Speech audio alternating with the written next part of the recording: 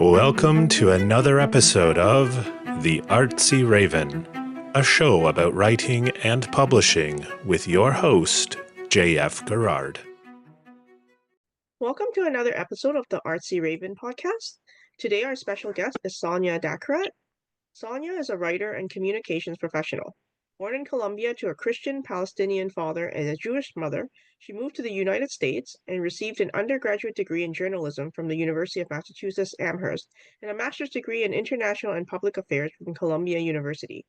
For more than 2 decades, she worked on strategic communication initiatives with corporate and nonprofit clients and currently writes and lives in the San Francisco Bay Area with her family. So welcome, Sonia. Thank you. Thank you for having me. No problem. Now, your background is in communications, so tell me a little bit about how your journey led you to writing a book. Yes, well, I was a communications professional for many years, and that was the kind of writing that I did.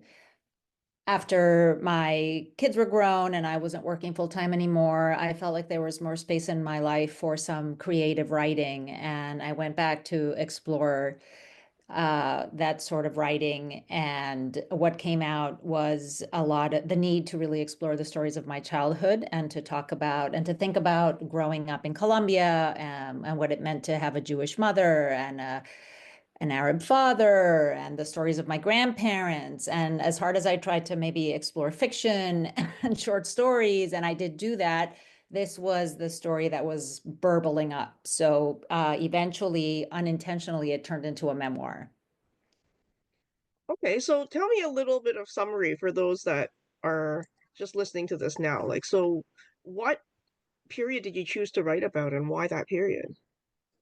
Um, I wrote about my childhood and framed it roughly between the ages of 5 and 18. There were several themes. Really, this is a coming of age story of a girl growing up in a place that really has changed tremendously. The Cali, Colombia of the 70s was a sort of, to me, magical, tropical, wonderful place. We lived in a pretty isolated home full of animals and insects and guavas and papayas and tropical fruits and flowers, but that setting really seemed to have so little to do with my Jewish mother, who spoke Yiddish to her parents, and my Arab father, who spoke a little Arabic to his, and the fact that everybody around me was Catholic, but we really kind of weren't. And I think it was a sense of place that didn't seem to mesh with who my parents were. And so I was coming of age in that context, asking a lot of questions. And my parents, I think, were reticent to answer them. So there was a lot of unnecessary to sort of mystery about what my identity was. So I went back to explore identity and what it meant to my parents and my grandparents from the perspective of an adult, but really writing about my childhood as a 5 to 18-year-old. The other component of that was the fact that my country was really changing during those years, during the drug wars of the 80s. Cali really became a larger and much more complicated and dangerous place to be. So coming of age as a teenager in the latter part of the book, a lot of it is about sort of the fear and the disappearances and the kidnappings of people that I knew, and sort of the sense of danger, of what it meant to be somebody living in Cali in the 80s that I really wanted to capture. Now, in your book, you do talk about some of the drug wars in the 1980s. Um, could you explain a little bit about that for people not familiar? Sure. So in the 1980s, cocaine trafficking Colombia became kind of the epicenter, sadly, of cocaine trafficking, and the cartels in Colombia became very powerful, and the state eventually went to war against them, but they were powerful because they had tremendous financial resources, and the violence really destabilized Colombian society as we entered sort of a three-way war between an already left-wing insurgent guerrilla movement, the Colombian government, and the drug traffickers vying for sort of power and control. Yeah, I'm just thinking about all the shows that have come out recently where they almost romanticize a lot of the, you know, the drug things. And It's true. Yeah. It's true. I mean, it's a great story, but it is, I think what's missing from those shows is actually how real regular Colombians suffered tremendously through all of that period. Okay, so now you started off in Colombia. When did you come to California?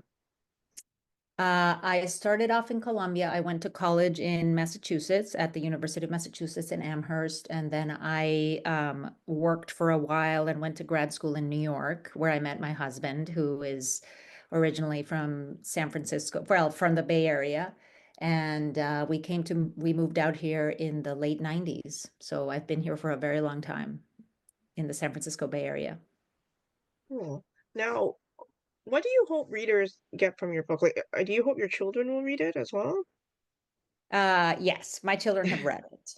Okay. I would say that I think I would like readers to see this as a coming of age story of somebody growing up in what seemed to be very unusual circumstances, and some of the unusual circumstances and identity issues in my family are explored, but also what ultimately emerges, I think, from the book, and that was not how I wrote it, but when I read it now, I realize that a lot of the issues are very universal, that coming of age challenges are very similar across cultures and across times for girls in particular. Um, I wanted to recapture a time and a place that is gone in the Cali, Colombia of the 70s that I described initially. And I wanted to really encourage other people to explore their own identity and where they came from and what it meant to their parents and grandparents. I hope this story inspires others because it's universal to want to know who you are and where you came from. How long did it take for you to write this book? So I would say probably 7 years. So I know Okay. that sounds sort of biblical, but I didn't start out with the intention of writing the book. But when I did start writing, it was about 7 years ago, and then what emerged were sort of snippets and pieces of the stories of my childhood, and then I put it away for a while, and then I picked it up again, and then it was an on and off 7 year process, really, with long periods of putting it back in the drawer and saying, okay, we're done. And then saying, well, maybe not, and taking it back out. And then until I realized that really it was becoming a book. So it was sort of an on and off process. So how did the process of publishing work with you? That is a very interesting, and as all the listeners of your show must know, publishing is a tough business. But I showed the book to several people. I went to a book conference where I met the publisher of She Writes Press, Brooke Warner, who talked to me about the process that She Writes Press has. They're a hybrid publisher where you retain more of your publishing rights and you have a cost sharing arrangement. I liked that system and I wanted to have more creative control over my book and be able to really define the book. And they chose me and I chose them, and it's been a really happy arrangement. They have a distribution network with Simon and Schuster, so that is very helpful. And it's been a wonderful collaboration so far. Cool, cool. Okay. Now, did you find writing the process hard, like over the several years to, finally finish a project? Like, what advice would you give to people who are doing the same thing? Sure. Well, I'd be lying to you if I didn't say it wasn't hard. Writing is really hard.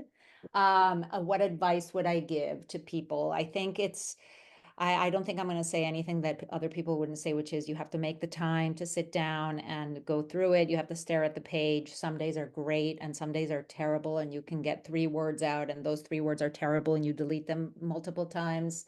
And other times, 3 pages and 13 pages come out, and sometimes you don't. I just think it's about creating the time and the discipline to write and put it on the page and put it away. And sometimes it does take some time and perspective to go back to seeing what you put on that page, and all of a sudden you know what to do. Like, no, no, this doesn't work. I'm going to change it. I'm going to do this. I'm going to do that. But if there's nothing on the page, there's nothing to work with. No problem. So, are you working on any other projects now? I do have a few that I am thinking through. One of them is a historical fiction project that is just in the early stages of thinking, and the other one is a follow-up memoir about the process of immigration and becoming an immigrant.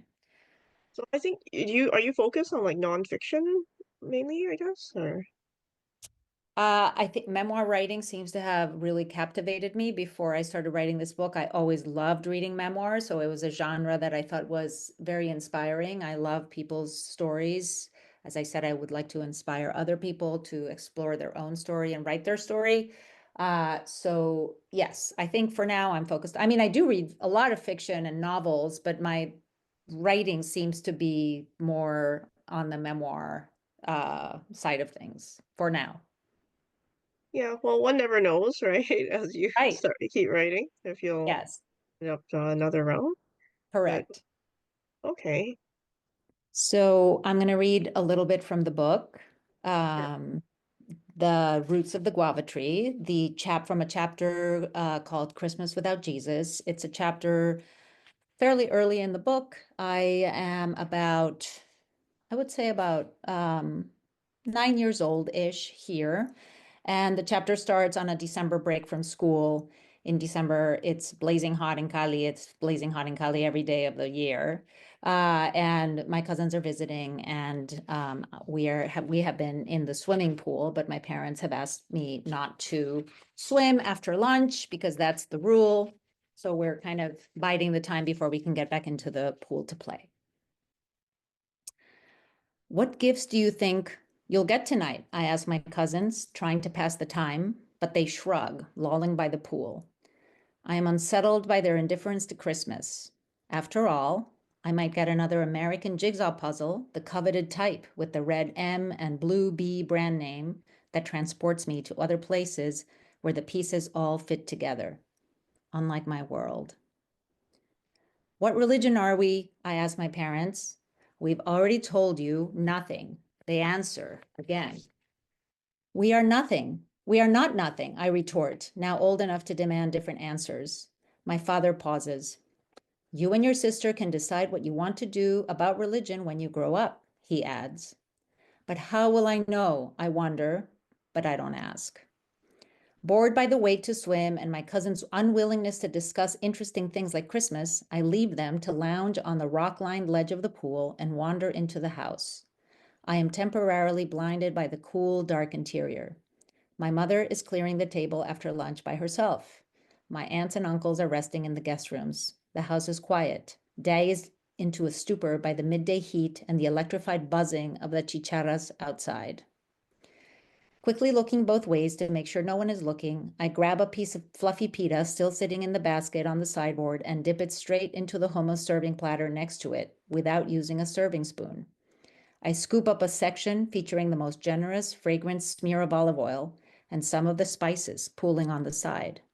I shove the pita into my mouth with the back of my hand as fast as I can. A rivulet of green olive oil drips down into my hand and I wipe it off on my red and white Speedo swimsuit. Still chewing, I walk over to the plastic Christmas tree that has been placed between my father's study and the kitchen door. I inspect the bland but pretty decorations and wonder again why we are not allowed to have baby Jesus or Virgin Mary ornaments. I swallow the last bite of bread, then walk into my father's office. He is reading the paper, the posture of his 6-foot frame perfectly aligned with the high ceilings. An electric fan is whirring side to side on a little table in the corner, aimlessly moving the hot air around. I stare at him until he looks up. See, he says kindly, but not exactly welcoming.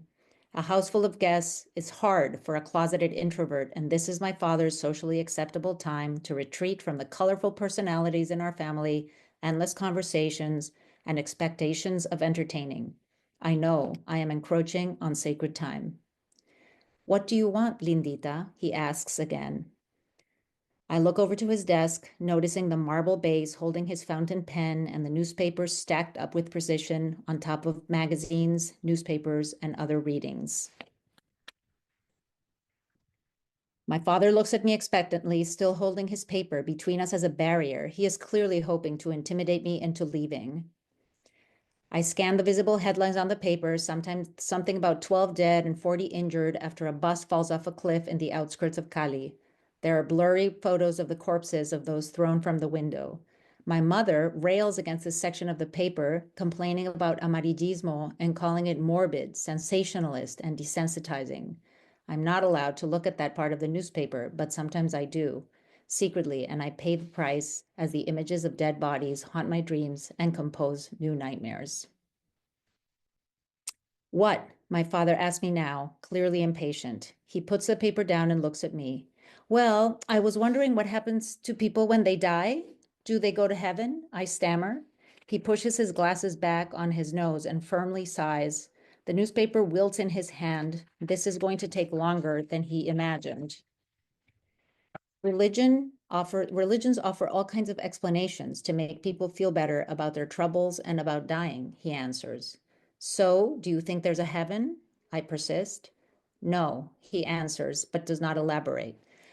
Don't worry so much about that. These are not things children should concern themselves with, he adds, peering at me with a concerned look. The black eyeglass frames match his thick jet black hair, which is carefully and willfully combed back into a controlled yet manly waves. I stand there. He turns slightly toward the bookcase and waves his long arm. The flesh on his upper elbow jiggles slightly as he motions expansively toward a 6-book set ambitiously titled The Great Religions of Modern Man. If you're so curious, he tells me, you can get all the information you need here. I've seen these books before. The binding of each book in the set is a different color so that together, Catholicism, yellow, cascades into Judaism, fuchsia, Buddhism, brown, Islam, green, Hinduism, mauve, and Protestantism, blue, and create a visual rainbow. Though earnestly written by different authors, the text inside each book is written in very hard to understand English, so academic that the words alone make each religion less appealing than the next. Perhaps that is why my father likes this set. I wonder if he has read all the books. Which one is your favorite? I ask politely. He does not answer. I have never met anyone who is Muslim or Buddhist or Hindu. I only know people who are Catholic and some Jewish and something called Mormon. Mormons are the clean-cut, smiling students from a place called Utah who seem so nice at my school. But Mormon is not a religion included in the rainbow set of books, so I can't read what they believe in. And anyway, I'm not even sure how those books connect to dead people or heaven or Christmas or to my Israeli uncle or aunt or why we never celebrate anything like my other friends do. Okay. Time to swim, my father says, arching his eyebrows and looking meaningfully toward the door. His hand makes a gentle wave gesture, with only the top half of his long, elegant fingers moving. He has already returned to the newspaper before I'm through the threshold of the door. The next part of the chapter I'm going to read moves into a slightly different context. Before December break, the latest challenge at school had been the First Communion ritual everyone in my grade was preparing for. You're not having a First Communion? Asked a classmate. Aghast after I regretfully had to explain why I would not be wearing a fancy white dress with a little veil or having a big party like everybody else. I would not be wearing a little gold jeweled crucifix around my neck either. My parents had told me so. We have no religion, they said, and this is a Catholic ritual for people who accept and believe in Catholic religious doctrine. This is not about a party, they said. It is about religious, serious belief. I didn't know exactly what that meant, but sensed there was no room to ask. I felt myself on dangerous ground, exposed without an identity. Everyone in school was having a First Communion, and I was not. I didn't fully understand why, but had to tread carefully. I didn't have the right language to explain my family, but what if, in the absence of a descriptor everyone could understand, aka Catholic, we were labeled something bad? The Jews were the Jews, and my Jewish friends at least had one reason to not have a First Communion. The Arabs were Turcos and Christian, and anyway, so they could have a First Communion. They had something, and their souls were saved. They belonged, even if they had strange names. The Americans were mostly something called Protestant, And though they did not have a First Communion, they did celebrate Christmas, though we were told at school that Americans opened their gifts on Christmas morning, not at midnight the night before, which seems so boring. In English class, in the weeks prior to Christmas break, we read amazing stories about blonde families gathered around the Christmas tree early in the morning, still in their pajamas, drinking hot chocolate and licking things called candy canes. In America, the gifts were apparently delivered by Santa Claus through a chimney, not baby Jesus at midnight like in Colombia. But fine. At least there were some recognizable, explainable common elements. But in my family, how do you explain being nothing? I started telling people I would, quote, decide about religion when I grew up, parroting my father's words. You'll still go to el infierno if you don't decide for a long time or if you die suddenly, observed a girl in my class after considering my statement carefully. But going to hell didn't scare me. My father didn't seem to believe in hell, but having no identity to describe, being untethered, that seemed hellish. And I think I'll stop there. Oh, thank you very much. As I was listening, I was thinking, yeah, it's very universal, your themes. Like everyone feels like an outsider at some point when they're growing up. Yes, correct. Question. Like, how Yes. come those families are different from my family? So, Yep, absolutely. all right. Well, in the podcast, we'll have links to your book, and thank you very much once again for spending some time with us. Thank you so much for having me and for the opportunity to read my work. And thank you to your listeners. It was a pleasure. For more upcoming episodes of the Artsy Raven about writing and publishing, visit us at jfgarrard.com/arpodcast. A reminder to Patreon subscribers that there is bonus content available for every episode on the Patreon website. If you enjoyed the show, you can show your appreciation by buying us some digital coffee. The Artsy Raven is produced by J.F. Garrard. The voice in the show's introduction is Chris Gorman, and music is by Tim Moore. Thank you for tuning in. Until next time, stay safe.